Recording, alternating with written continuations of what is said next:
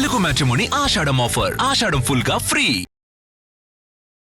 చేతిలో కథ సిద్ధంగా ఉండి హీరోల కోసం ఏళ్ల తరబడి వేచి చూడాలంటే ఆ దర్శకుల మైండ్ సెట్ ఎలా ఉంటుందో ఊహించుకోండి. టాలీవుడ్లో కొందరు దర్శకుల పరిస్థితి ఇలాగే ఉంది. ఇప్పుడు చేతిలో కథ ఉంది, దానికి ఓకే చెప్పిన హీరో కూడా ఉన్నాడు, కానీ ఆ హీరో ఖాళీగా లేడు. దాంతో వాళ్ళకి ఎదురు చూపులు తప్పట్లేదు.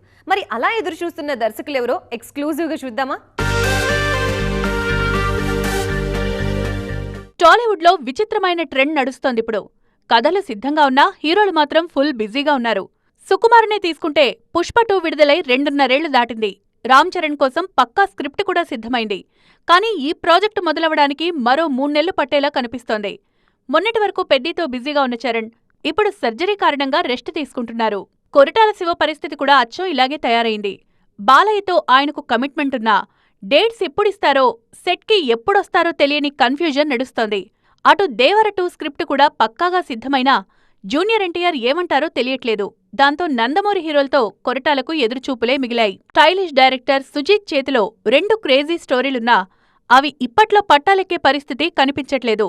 నాని తన ప్యారడైజ్ సినిమాతో బిజీగా ఉన్నా అటు పవన్ కళ్యాణ్ రాజకీయాల్లో బిజీ కావడంతో సుజీత్కు వెయిటింగ్ తప్పట్లేదు. దీనివల్ల ఇటు బ్లడీ రోమియో, అటు ఓజీ 2 లాంటి క్రేజీ సినిమాల షూటింగ్స్ మరింత ఆలస్యమయ్యేలా ఉన్నాయి. కథ సిద్ధంగా ఉన్న అల్లు అర్జున్ ఖాళీగా లేకపోవడంతో లోకేష్ కనగరాజ్ ఏకంగా డీసీ సినిమాతో హీరోగా మారిపోయారు.